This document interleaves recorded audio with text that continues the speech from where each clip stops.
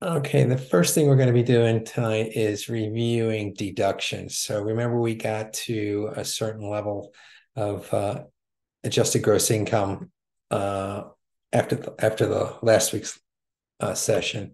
So what this module is going to show us is how tax liability is calculated, ways that you can lower taxable income and therefore the income tax associated with that, the difference between standard and itemized deductions, and how to determine which deduction would be applied to a client's return and which items are included in itemized deduction.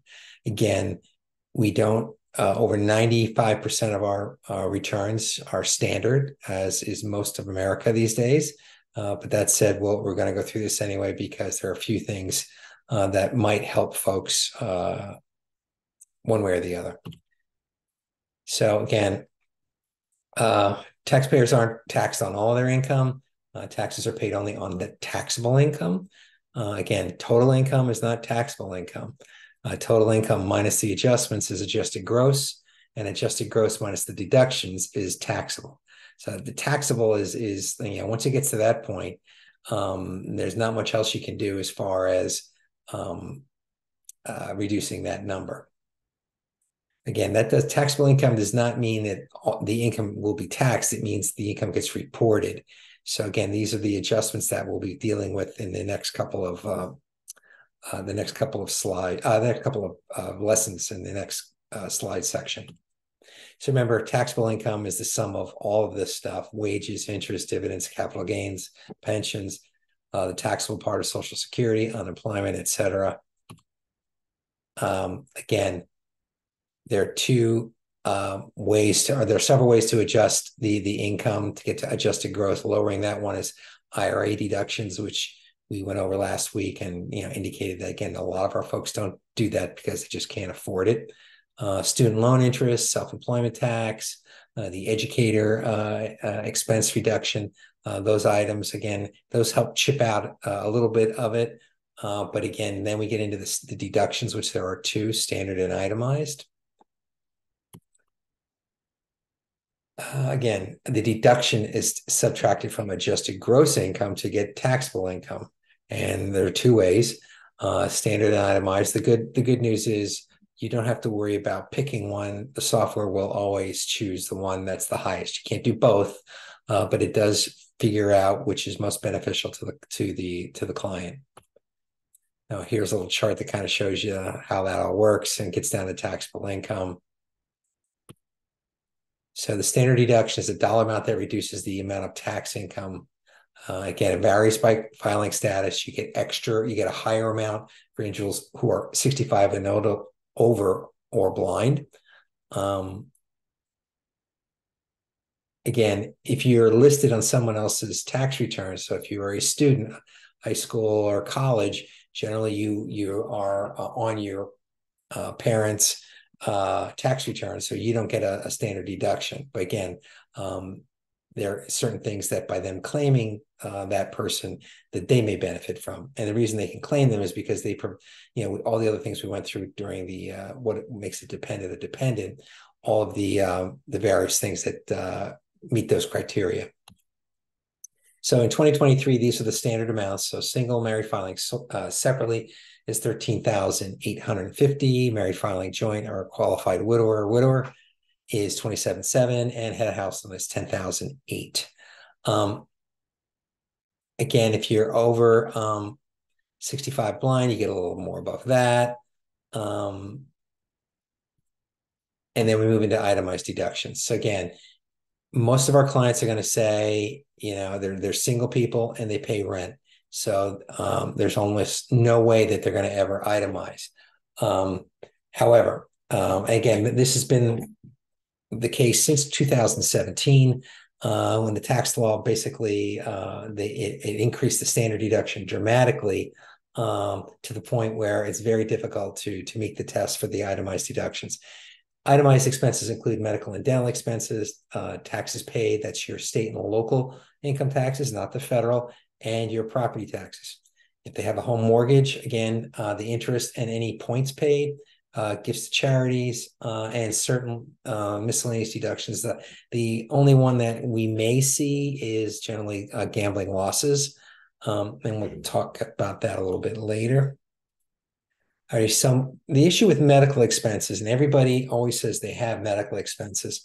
For it to work for $1 of medical expenses to work in your favor, the total amount needs to be above 7.5% of your adjusted gross income, and almost no one in the Vita world meets that criteria. Okay, and those expenses include all your out-of-pocket doctors and dentist bills. Those would be like the copays. Anything above that, prescription, hospital bills, insurance premiums that you pay out of pocket, okay, not the ones that are paid, subsidized by the employer. Any other medical health treatments, transportation, things like physical therapy, things like that are included. What we do find, okay, and we don't really cover this in the first round of training because the software is not ready for the state of New Jersey. But what the threshold for medical deductions to help for New Jersey is only 2%. So even if someone who has very good health care, the most glaring hole for most folks is their dental insurance. Even good dental insurance as provided to state employees doesn't really cover a lot. So if you have one root canal or some bridge work done, that could easily be $1,000 out of pocket. And for most people, a dental bill or any kind of medical bill totaling that amount is going to help them for their New Jersey tax return. Usually just a few dollars, but again, it's our due diligence to make sure that we address that. Again, when we do a return, we'll see how that flows through in the software, how that's important. Again, it takes you also includes state and local state taxes or income taxes. And again, that will sales tax. Again, there's a percentage that is calculated, but generally the income tax is going to be higher. And that gets pulled off of all the W-2s, 1099s, any other place where there's state and local tax calculated or withheld, rather. Local and foreign income taxes, real estate taxes, and personal property tax. Again, it is limited. Your income tax that you can your real estate tax that you can deduct is limited to $10,000. So we are in a high tax state, so that doesn't help a lot of folks. Again, you can also include your home mortgage interest, private mortgage insurance, reverse mortgages. Again, no interest until the loan is settled, so there may not be anything there. All right, cash and/or non-cash donations. Again, there is some limitation to that, but usually those are such high dollar numbers that we don't see those. Again, we do have quite a few people that even though they are somewhat income limited, they are very generous to their church, synagogue, mosque, whatever. And sometimes it's difficult to conversation because it doesn't help them at all on the tax on their tax return. But as I always encourage folks that, it's always a good exercise at the end of the year to go through all your checks and see where all your money went. And that gives you an idea just from a budget standpoint of where you may sit. Again, gambling losses can only be deducted up to the amount of gambling winnings, and that is provided you itemize. Again, if you win $1,000 at the playing the slots and you lose $1,000, you can't offset that. You're going to have to report the $1,000. But chances are, if you're a single person and you won $25,000 playing slots, but you lost $25,000, that could be reported, and that would net out your gambling winnings. Losses are generally reported on the player cards that most folks use these days. If not, we definitely need to see some sort of paperwork. Okay, that's about that. Again, these are on the intake form. These are the things that people will click if they're or check whether they may have that. Things like education expenses, child dependent care, et cetera, et cetera. A lot of these things will feed into the various items that we're going to be talking about. Okay, just to recap, again, taxable income is not total income. It's not equal to total income. Total income minus adjustments is AGI. AGI minus deductions is taxable. There's two types. Again, the software will choose the higher of the two, and it will almost always be the standard deduction.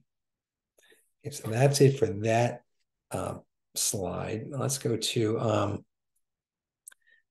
module 6, which is non-refundable credits. So now with the tax has been calculated, now we want to get that tax down as much as possible. So how do we do that? Again, there are 5 credits that we generally see, 4 of them in particular, the first 4 that are non-refundable credits: child tax credit, credit for the dependents, credit for child and dependent care expenses, and the retirement savers credit.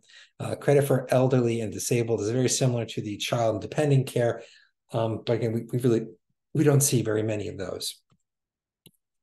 So a non-refundable credit is a dollar-for-dollar reduction of the tax liability. A non-refundable credit can only reduce the tax liability to 0. So quite a few of our clients may have a high amount of non-refundable credits, but because their income is so low, the tax owed is wiped out, and yet there's still some credits left. But again, you can't go below 0. So here's an example. Chris here, after everything's said and done, he has a federal income tax due of $470. After inputting all his stuff, he meets the eligibility requirements to claim a $500 credit for other dependents and a $100 savings credit. So all of those non-refundable credits add up to $600, which is higher than his tax owed, which is $470. And again, that will wipe that out. The balance of the $130 just goes off to Never Never Land. It never gets used. Now, the child tax credit, okay, is $2,000 per qualifying child. And again, this can help lower their tax burden.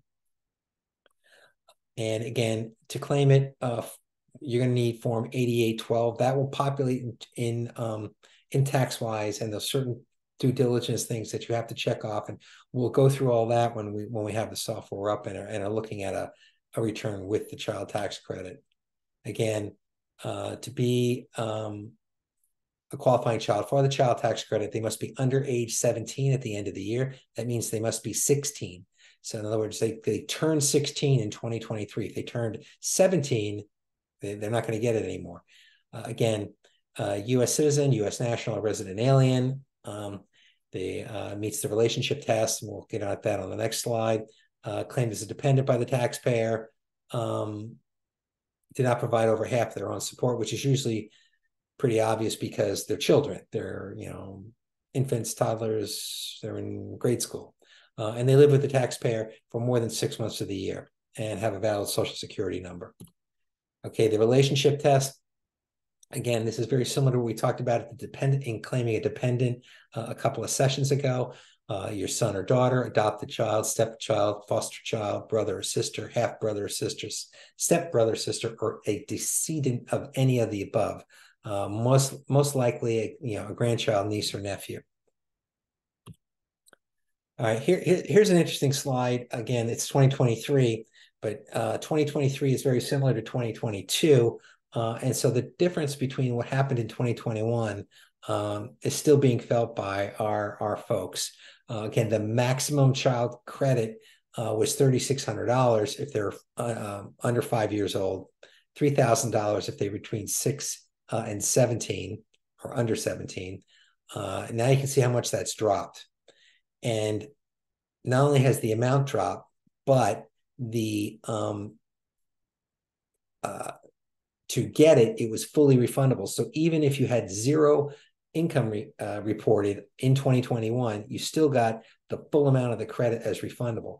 Now you need to make at least $2,500, which in earned income. And we'll talk a little bit about that in a minute here. Again, there were some advance payments made in 2021. There was none of that. All went away in 2022. And this is the COVID legislation that came out that was trying to help folks a lot. And now all that was not renewed for the 2022 tax year. And the big thing that we see here is when a grandparent is claiming in their grandchildren because they are the custodial parents. They don't have earned income. Okay, they have maybe pension income and Social Security. So for purposes of the child tax credit, they're not going to get anything because they have 0 earned income. which kind of sucks because they're supporting children that, again, folks that are under 65 would get that credit. So credit for other dependents. So this is also a non-refundable credit. The maximum is $500 per qualifying dependent.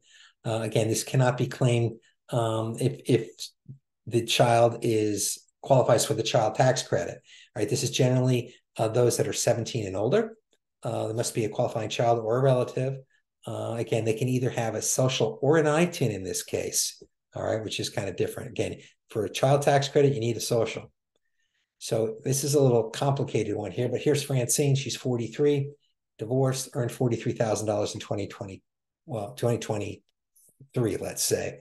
She supports her widowed mother-in-law, Connie, whose only income is Social Security. Now, she has two sons. Henry is 16 and Neil is 12. Her sons do not provide any of their own support. They all live together for the full year. Everyone in the family has a social except Francine and Henry, who have ITINs. So who can she claim for the credit for other dependents? Again, she can claim her mother-in-law because she meets the qualifying relative test.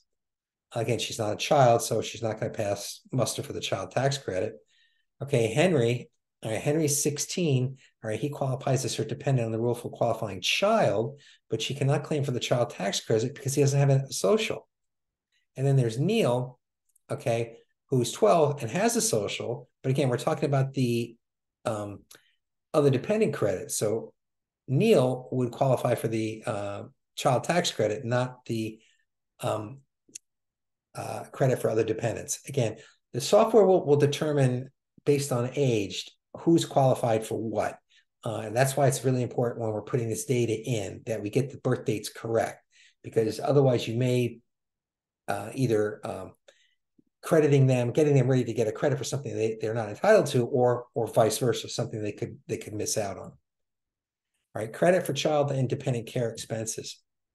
Okay, this is non-refundable credit that, again, reduces the credit by a percentage of the total child and dependent care expenses. All right, this is for folks who are paying for child care. And it's, the claim is you can claim up to $3,000 for one qualified person, up to $6,000 for two, and you can spread these expenses across both parties. They must be under 13. So if they are 13, the rationale there is that the kid comes home from school on the bus or whatever, and he's like a latchkey kid. He can take care of himself. That's the rationale there. And to claim this, you need to use fill out form 2441, which when you indicate in the tax-wise that there are dependent care expenses, will automatically pop up and it will show what needs to be filled in. So here's the eligibility test to determine whether or not they can claim the child and dependent care.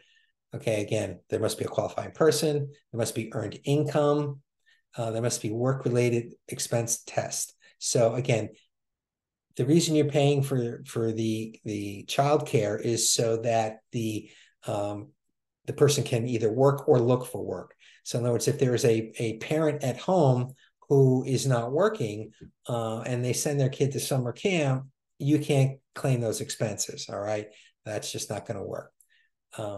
Again, a joint return test. Okay, you must file a married filing joint return. Okay, so you can't get this credit if it's married filing separate. And provider identification test. You must provide the name, address, and most importantly, the tax ID number for the location, the provider of the child care. So in other words, if after school they go to the Boys and Girls Club in Lawrenceville or in Trenton, they're going to get a statement from the Boys and Girls Club indicating how much was paid. It's got the name, address, and the EIN. Where some people get tripped up on this is if you pay a neighbor. Let's say Mrs. Smith across the street looks for my kids. I pay her, $10 a day or whatever. You can use that. However, you must provide Mrs. Smith's Social Security number, which means Mrs. Smith must report the income, that income on her tax return. Sometimes people don't want to do that. So again, that's between them. Again, in that situation, it all must match. So here is Chantil. She's single. She works as a data entry clerk. She has 2 children, Alex and Ashley. Alex is 3 and attends daycare while she works. Ashley is 7 and stays in after school care until she finishes working. For the tax year, she paid $7,200 for the one and $1,800 for the other. All right, what's the maximum amount that she can claim? She can claim 6,000 because remember it's across for both kids. She can claim 6,000, and although the total was beyond that, okay, way beyond that, she can claim 6,000 on her tax return. And based on her income, will determine how much of that will be a non-refundable credit. The software will figure that out for you. So credit for the elderly and disabled, again, we don't really see a lot of this. And the main reason is, again, most folks cannot, just don't have the wherewithal to do this. And the main problem with the credit for elderly disabled is that it generates a Schedule R. I've only ever done one of these in the last 7 years. So I can honestly say I don't think this is really worth our effort to go through this because Schedule Rs are a real pain. There's a lot of things that have to be done correctly to e-file it with a Schedule R. So I'm going to go on to the next section, which is refundable credits. Okay, refundable credits there are 3. The earned income credit, the additional child tax credit, and the premium tax credit. What a refundable credit does is basically it's a payment made by the taxpayer or to the taxpayer through their tax return. Again, to the extent that they still, even after some maybe non-refundable credits, still have a tax liability, this can, again, chip it down to 0. And anything above that, they get as cash as part of a refund. Again, taxpayers with no income tax who are eligible for the refundable tax credit should file a return even if they are not required to file. And again, refundable credits are the type of credits that, again, like I just said, if you don't file, you don't get it. They don't just send you a check in the mail. So here's an example. Jeremy has federal income tax of $2,600. He can claim a $2,000 non-refundable child tax credit and a $1,500 refundable earned income tax credit. So the difference of all that is, again, he's going to get $900 added to his refund. All right. Again, we see this fairly regularly where, again, there's still a tax liability for some reason. Part of the refundable credit eats away at the balance you get as an additional tax refund. Additional child tax credit. Okay, taxpayers who cannot use the maximum non-refundable child tax credit, they may be able to get an additional non-refundable credit. I'm sorry, refundable credit, and that is a maximum value of $1,400 per qualifying child. Again, the main difference of this from 2 years ago is to claim the additional child tax credit, they must have more than $2,500 in earned income or have 3 or more qualifying children. The situation here is, a lot of our folks may or may not be working. Maybe they can't because they're taking care of 1 or 2 kids. And so they're not going to get the additional child tax credit. A lot of them are, though. I mean, again, this is a big chunk of our refunds are attributed to the refundable credits. Again, most folks, again, if they're working, they're also having tax taken out. And the fact that they're filing head of household with 1 or 2 or maybe even 3 dependents means they're probably not going to have any tax owed. So they're going to get their full amount of their withholding tax back, plus the additional child tax credit. And we'll see here on the earned income tax credit. Again, once the additional child tax credit is triggered, it's going to ask for some information as far as due diligence on the form 8812, which comes up automatically when the child tax credit is involved. Okay, the earned income tax. Okay, this is a big part of what we do, and getting it right is very, very important. Okay. EITC is a tax benefit that can serve as a financial supplement for taxpayers with low to moderate income, particularly those with children. Again, EITC has been around since the Eisenhower administration.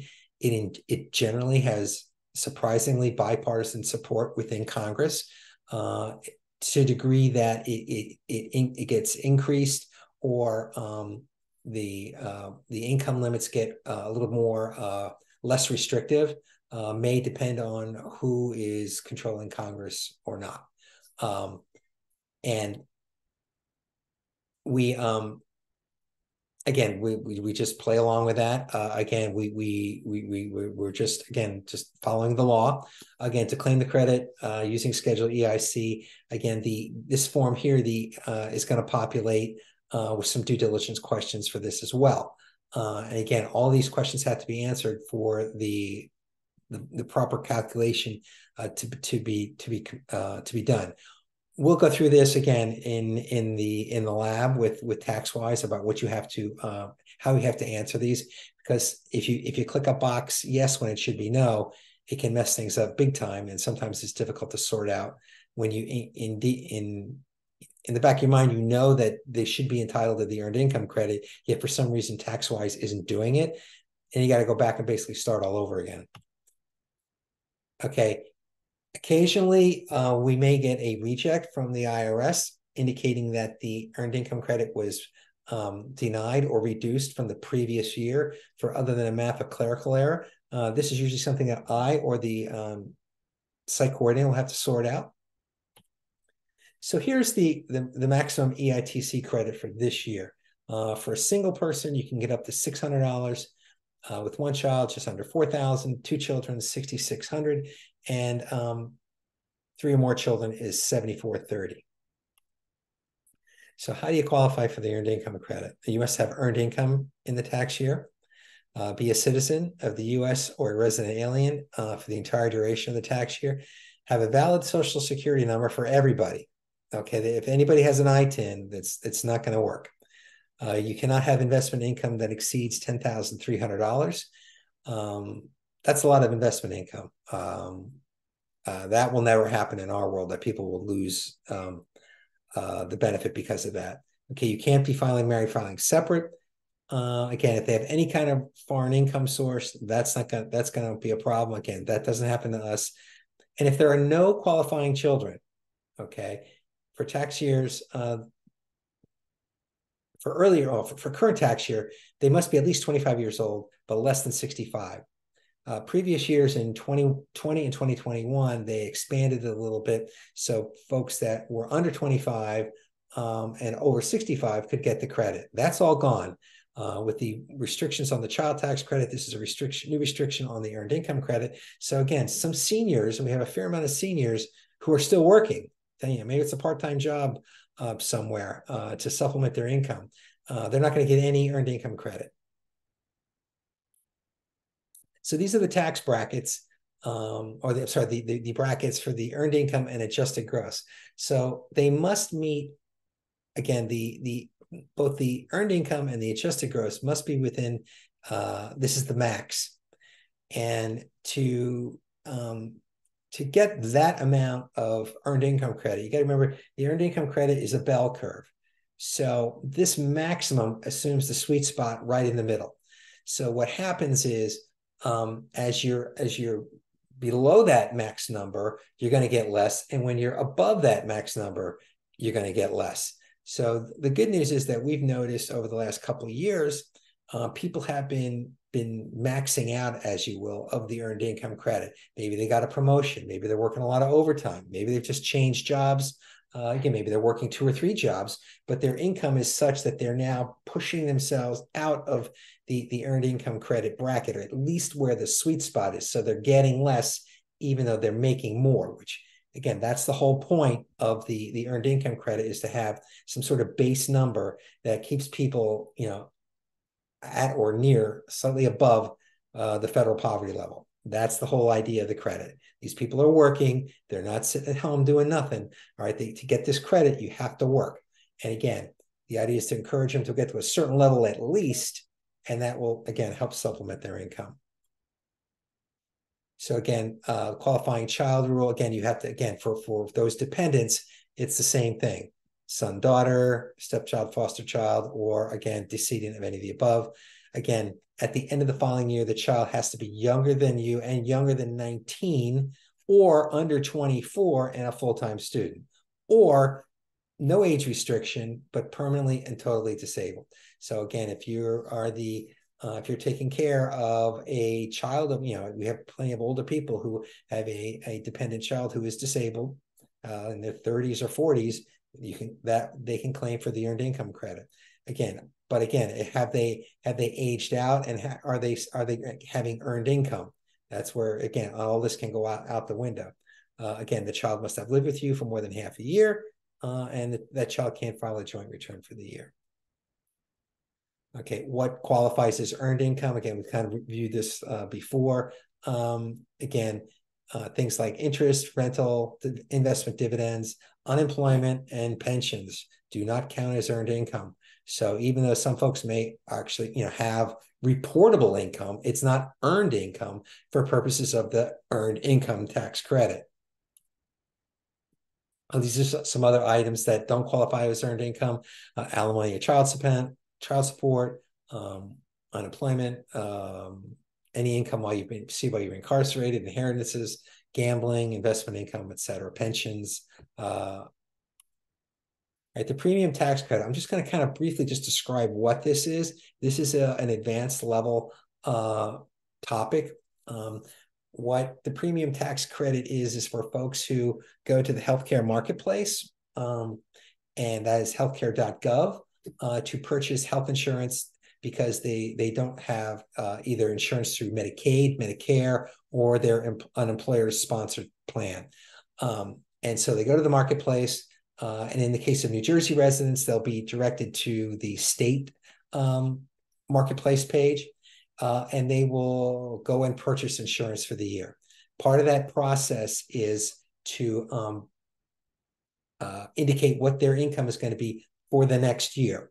So in November of just last month, folks were getting set up for insurance for the next year. And let's just say that they indicated that they're going to make $20,000. And if they're a single person, chances are that their healthcare premium is going to be modest, if anything. So what happens is a year later, okay, now they go to file their tax return. They will bring to us what's called a 1095-A, and that will show what they paid for their health insurance and what the government paid for the health insurance. All of this needs to get reconciled. Generally, our folks are targeted their income correctly, and so maybe they'll get some of that credit back. Okay, again, this is part of these credits that the only way to get it back is to actually file a tax return. The problem comes in when, let's just say that they, during the year, instead of making 20,000, maybe they got a new job and now they made 40,000. So that income number, unless they went onto the marketplace and adjusted accordingly, is going to be way under what they should have paid. So in that case, they're probably going to owe. And in that situation, either it's going to reduce their refund substantially, or it may reduce it so much that they actually owe. And that can be a problem sometimes. So I'm not going to go into a whole lot of the details, but the main issue here is that if their income is above 400% of the federal poverty guidelines, they got to pay back all of the premium. And that's where it can get to be really a bit of a problem. And we try and work with them as best we can. We don't see a lot of this, but there's always one or two every year where it's a problem. Again, it could have been a husband and wife, and maybe one of the spouses wasn't working. Now one is, and suddenly their income jumps dramatically. In most cases, the income that they report falls between 100 and 400, and there's a formula involved that the software will calculate as to what they may have to pay back or what they may actually receive as part of a credit. Again, it's important that they have the 1095-A. If they don't, if they haven't indicated, if they haven't indicated that they're that they had health insurance through the marketplace, and we submit that to the IRS, it will reject, and we'll have to have them come back in again. Remember, although the IRS is not the funding authority for the healthcare marketplace, they are the collection agent. So all these premiums flow through the IRS, through the Treasury Department, to Health and Human Services. Health and Human Services then forwards on that money to the insurance company, and vice versa. So the insurance company is reporting to Health and Human Services that this individual has has purchased health insurance through the marketplace, and now that gets back to the IRS, and they're anticipating that someone brings in the 1095-A. Sometimes they say they don't know, they never got it. Well, they're going to have to call their insurance company and get it. Otherwise, we can't e-file it. And we have several people who never got back to us last year, specifically for that reason. The last slide is just, we're going to be reviewing the tax benefit of educational credits. These are non-refundable credits. Well, part of them are non-refundable, and there's only 2 of them. Again, we're going to determine who qualifies for the credit, and which credit they can claim, and the impact of scholarship or grant income. Okay, there are 2 types of education credits. There's the American Opportunity Credit and the Lifetime Learning Credit. A number of years ago, there used to be, as part of an adjustment to income, something for tuition and fees. That went away even before 2017. So these are the 2 that are remaining. Again, there are, and these slides take a different tack on it. I'm going to try and ignore anything you see, anything about scholarship and grant income. I'll get back to that at the end. Again, the main 2 that we're going to be looking at are the American Opportunity and Lifetime Learning. Okay. During the intake process, they should indicate whether or not they were, or their dependent was, a college student. And if they were, they should have a 1098-T, which is the tuition statement from the college university. They could also have some sort of account statement which shows how much tuition was paid, as well as other fees. An eligible institution is generally any accredited public, nonprofit, or private college, university, vocational school, or other post-secondary institution eligible to participate in the DOE's FAFSA program. It's usually pretty easy to tell whether they're in an eligible education or not. You know, if someone's teaching them something on the side, that's not an eligible institution. Again, the eligible student is the taxpayer, spouse, or dependent who is enrolled in one of the courses as an undergraduate or graduate student. Qualified educational expenses. Okay, it's basically tuition and fees. That's it. Any additional course material that may be required from the school. So in other words, it's going to include tuition fees, course-related expenses, books, supplies, equipment. In other words, if they're required to have a laptop, you know, to buy the laptop. If they're an art major, they're going to be spending a ton of money on art supplies, photography, if they need a new camera, etc. Those would all be eligible expenses. Things that aren't eligible expenses, non-academic fees, student activity fees, etc., and any expenses related to room and board, sporting tickets, health insurance, transportation, and parking fees. So if you're a commuter, all of that is not an eligible expense. Grants and scholarship. Okay, we'll get to kind of how we look at that shortly. This is the main driver of what we see and how we determine what to put in the tax software. This is the 1098-T, which some schools may allow, some don't, but it is quickly available. All students will have an account with the bursar's office, and it should be very easy. You know, within your account at the bursar's office, there's going to be a drop down for tax documents, and this is what you're going to be looking for.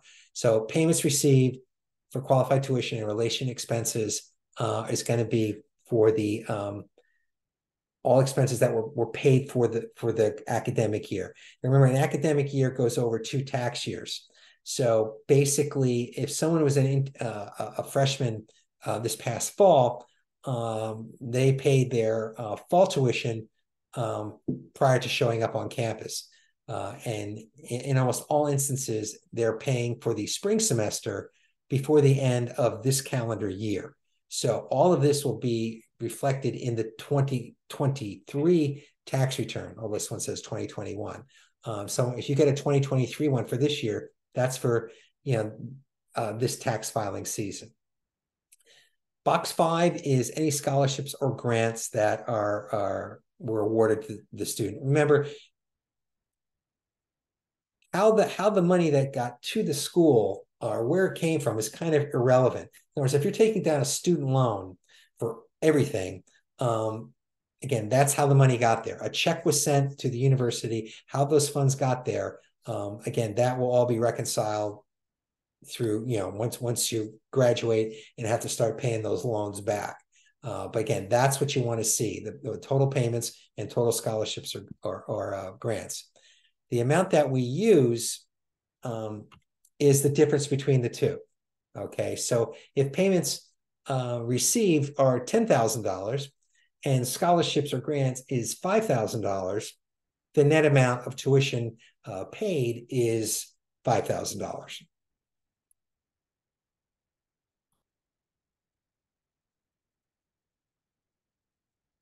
Again, these are the same rules as some of the other credits. Again, this person must be can't be claimed on someone else's return. If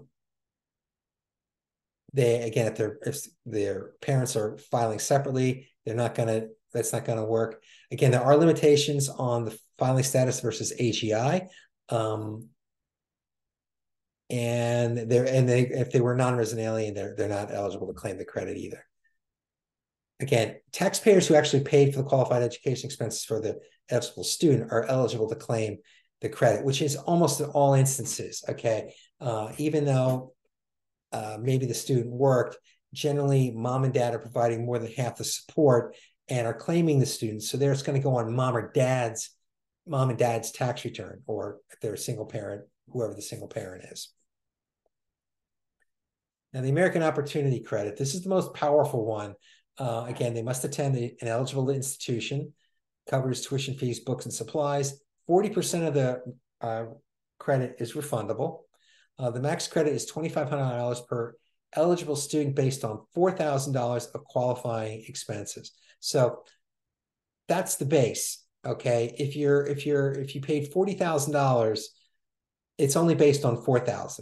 So even though we put that number in there, the math is based off of 4,000, assuming there's no offset for scholarships or anything like that. You can claim it for 4 years. You must be at least half-time student, at least a half-time student, and only needs to be enrolled for at least one term. No felony drug conviction. Again, parents can't file married filing separate.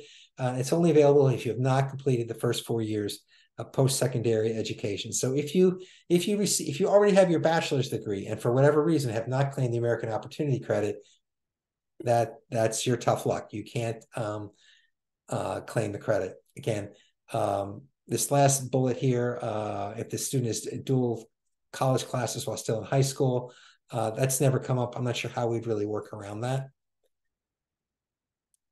Okay, the student must be under age 24. Again, none of the credit is refundable if the student claimed the credit is under age 18.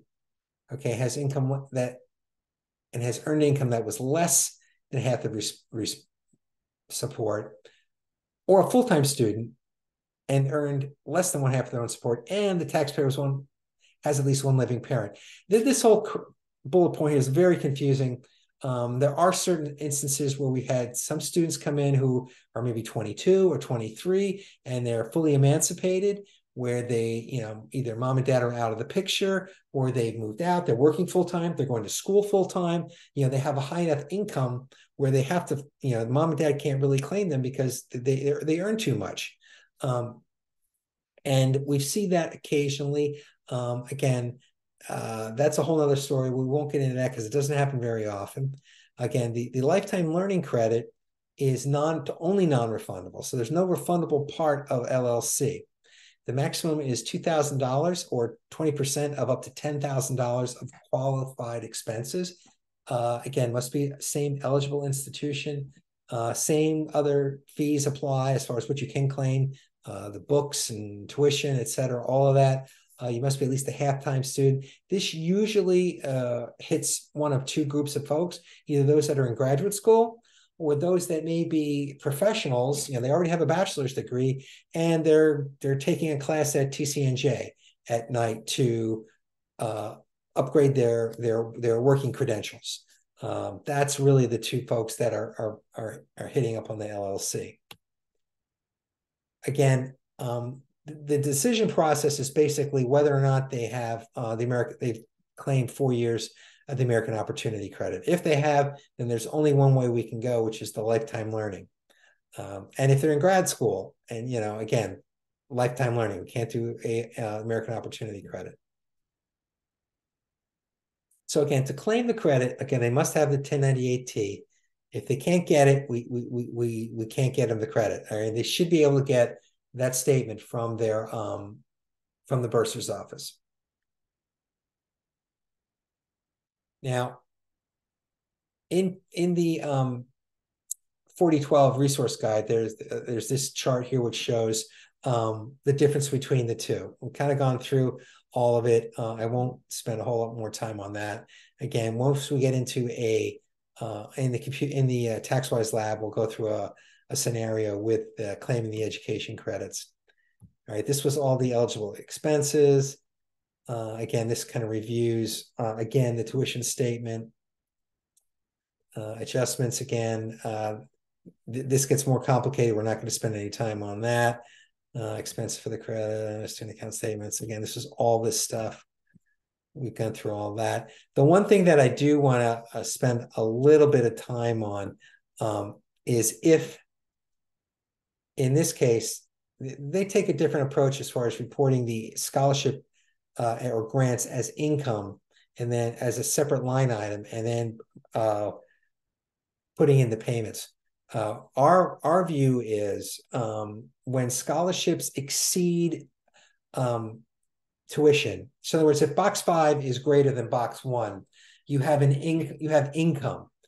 Now, usually what we see is usually a few $100s, which again, in that case, it's generally the scholarship was high enough to offset any other qualified expenses that they may have. For instance, the art student buying art supplies, other supplies, computer, camera, whatever. There are instances where I did a presentation last year for a group of Princeton students at the request of the Princeton Treasury Office, because Princeton being Princeton, with a $35 billion endowment, they can be very generous in their financial aid. So not only are they covering tuition in many, many cases, but they're also giving substantial amounts above that for rent, commuting expenses, things like that. In those instances where it could be $10,000 or $20,000, here you're talking about a situation where somebody's going to have to pay tax. And that's where I'm going to kind of end it here with that, because in those instances, we really need to see mom and dad's tax situation as well as the students. It may make sense for the student to report that income because in that situation, then even though maybe he's only 19 or 20, it may make sense for him to report that and pay probably a lower tax rate. However, if he's still being claimed by mom or dad, he's going to have to he's going to have to pay tax at the parent's tax rate, which involves something called the kiddie tax. Again, we have only had one instance where we've done that in the last couple of years. So I'm just going to kind of put the brakes on that there because it's not something that we see a lot of at all. I'm going to end that there. And so again, we will review all of these in the